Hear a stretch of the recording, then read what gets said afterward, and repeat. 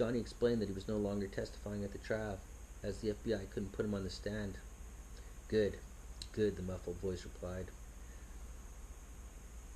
Guess what? You're going to be called a witness for the defense, and boy do I ever have a story for you. Johnny listened to his story that seemed to go on forever. You're crazy, he stammered. Even if I pull this off and he gets out, I'll be the one going to prison. I was an FBI agent, Johnny screamed. No, the voice said. You're not, and you'll never be again. You do what I say, and you will hear this voice again. Johnny, Tyler screamed. I'm okay, but you have to find... The phone was pulled away, and he heard a door slam. See, she's fine, he explained. Do as I say, and I might even feed her. Tick-tock, Johnny. The line went dead. Johnny grabbed a couple Percocets and a drink. It was ironic that he needed pills and a drink. Why not, he thought, drowning the pills with some whiskey. Going to jail anyways. I'm an FBI agent, he muttered. Yeah, I'm going to be an FBI agent in prison. It was ironic. He'd been on top, living his best life, and Bodhi was down with no life at all. Now things were all willy-nilly. He was painted into a corner. He had no way out. He had no control of his life. He had no one he could turn to, no one he could trust, no one to love. He felt like he was at rock bottom. The funny thing about rock bottom is there is no rock bottom. The floor was where Bodhi said it was. He was in hell. The pills started to relax him, and he dreamed of a chance to kill Bodhi. And when he had his chance to kill Bodhi, but never did. The bad guys always win. There's no justice. How could Bodhi have paddled into 50-foot swells with literally no chance of survivor? The waves would crush you, the swirl would pull you under, and a wave that side would leave nothing but rocks and sand for you to smash your bones until it's all over. Bodhi was swept ashore. He was a turd that wouldn't flush. Bodhi was gone for a long time, and they'd managed to resuscitate him. He was in one piece. Johnny wasn't. In Johnny Utah's world, Bodhi was the devil. Bodhi woke up with a plan in his mind and a hop in his step. His plan was pretty good, the best that he could come up with. He and Tommy had exhausted all options and some ideas, but nothing great. This was the plan. It was his only hope. They didn't have to convince all the jurors. This story was everywhere. He was well known, and he had notoriety. Bodhi had the looks and the charm the people out there loved. For some reason, people always loved the bad guys. All it took was one. Jury selection was crucial. I guess it is in every trial. The defense wanted free thinkers, anti-establishment, millennials, or people from broken homes and minorities. The jurors they wanted to avoid were former military, church folk, and families of law enforcement. Both the prosecution and the defense had 3 strikes that they could use to excuse any juror from being selected. When Tommy got the list of jurors, he started diving for little things. Did they ever sell pot as teenagers, DUIs, or any family members that were screwed over by the police? Tommy was looking for people that struggled financially. Maybe a juror could understand, laying it all on the line for a better life. How happy are they at their jobs? Have they walked out on their families or had an affair? Anything that could show signs of selfishness that could possibly be exploited. All they needed was one, just one. The part was advantageous to the defense because everybody had skeletons in their closet. The problem was, you can have all the baggage in the world, but no one can ever predict your character or how you react or vote. They could portray an outward class and be a redneck. You could be a hardcore Christian and turned out to be a terrible person. It was a roll of a dice. But again, all they need is one. There were some options out there. A single mother whose son died in combat, a couple weed dealers, a few people who were anti-establishment. There was also a pastor, a Marine, and some people who loved the flag. Everyone was asked questions like, have you formed a bias in this case already? Have you ever been arrested? Do you have a problem sentencing someone to death? Can you be impartial? One by one, the challenges were used. The prosecutor used a strike on a 24-year-old professional skateboarder. The defense on the pastor. The prosecution accused a lady who'd been a stripper in her past life and the defense the son of a cop. They used both their last ones on people who made their decisions. 12-people panel was formed. 5 men, 7 women, 4 white, 2 African Americans, and 2 Mexicans. Both sides were okay with the jury, and were as happy with the jury as you could be when you have to split picks with your competition. The trial of the century began. The country was watching. The people weren't exactly watching due to presumption that it would be a close trial, but the fact that Bodie is such a polarizing figure. He was cool. He was hip. He was the guy. As far as crooks go, to say people were watching would be an understatement. Then he dumped gasoline on the fire of Johnny Utah getting arrested for DUI and possession of controlled substance. It was a case so it would have made a great movie.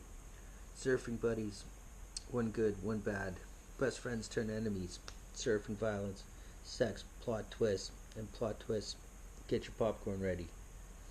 Judge Drago banged his gavel and the prosecution began the opening statement. The prosecutor's name was Andy McDonald. Ladies and gentlemen of the jury, thank you for taking the time out of your busy lives for your civic duty. I appreciate the sacrifice. You know who doesn't appreciate your sacrifice? The defendant. He only spent his entire life avoiding responsibility and choosing to let others make sacrifices to make his life easier and more carefree. Imagine being a psychopath, but not understanding the code you live by. Put yourself in this man's shoes. Everything he wants, he just takes. So you wake up at noon from a long day of surfing or skydiving and you're hungry. Well, if we're all like Bodie, there's no one in the restaurant to help you because we're all sleeping too. There's no one at the gas station, there's no internet, and there's no society. When you break it all down, it sounds like a pretty bad idea, which is selfish and poorly thought out. Well, it gets worse. The day comes when someone tries to stop you from getting what you want, but you can't let that happen. You have plans to sit on the beach, drive a cool Jeep, and enjoy nature. So you shoot the stranger. Since you killed one stranger, imagine that 1 or 2 might try to stop you. You kill them too. All this shooting makes you miss some really cool waves, and you might have to push your nap back to 4 p.m. You missed your waves, you killed a bunch of people, got some money, and avoided another day of responsibility. Or have you? You are now a mass murderer, responsible for ending the lives of fathers, uncles, best friends, mentors. Heck, you're even ruining the lives of your family and friends. But whatever it takes, right? Well, that sounds pretty horrifying, right? Now imagine that everyone does this, and life as we know would be over. As a jury, you have a responsibility to show no mercy to a man like this, who shows no regard for society. We cannot set a precedent that this behavior is acceptable anywhere in society. This man is a complete definition of a narcissist, and he truly belongs in prison, or worse, for the rest of his life. We cannot allow what he has done to go unpunished, and he needs to be made an example of. 44 times, he and his band of degenerates robbed banks without incidents. You can look at it as if they were in and out in 60 seconds. They only took petty cash. They were non-violent. But I urge you to think, that's 44 times that your friends, family members, people in your city and loved ones were in harm's way. 44 times you go to deposit some money to pay your bills and end up dead. For what? So this grown man and his friends don't have to work? Chances are in life the first time you're caught isn't the first time you've done something, especially if you're good at it.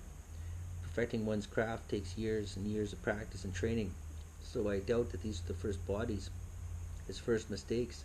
I can promise you that if he was ever released from prison, this would not be his last.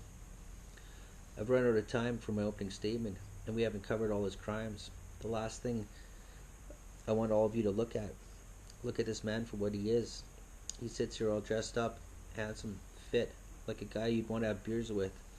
Look at him and see evil. Look at the destruction he's caused. Look at the evidence that we're showing. Think about what it's like to have a job and responsibilities and fit into society. Again, thank you for your time and your service. Thank you, replied Judge Drago. Mr. Boxstall, you may proceed with your opening statements. Thank you, Your Honor. Good afternoon to everyone in the jury. On behalf of myself and my client, We'd also like to thank you for your time, dedication, and your service.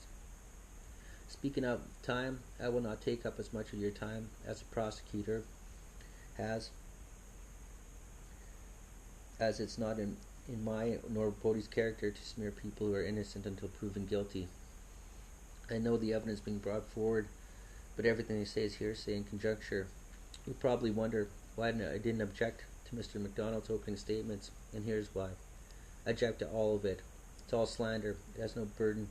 It's not the burden of the defense to prove the innocence of my client, but the task of the prosecutor to prove his guilt. It isn't proven where Bodhi got his money.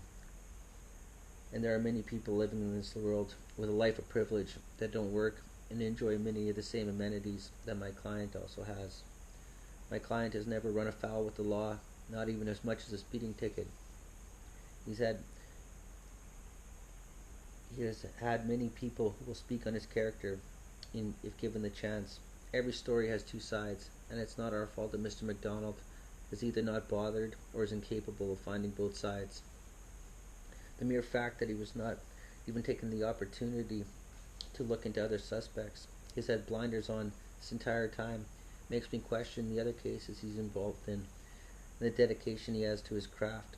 It takes a real professional to see outside the box and not get locked in on one defendant when there are many other leads that have been ignored and gone cold due to this tunnel vision that has been displayed in open court. I have petitioned the court for a change of venue. We'd appreciate it and agree. If you are all the best jurors available, but with everything that has been in the media, my client has been painted as a monster. He's been painted as the monster that you think and you see in front of you.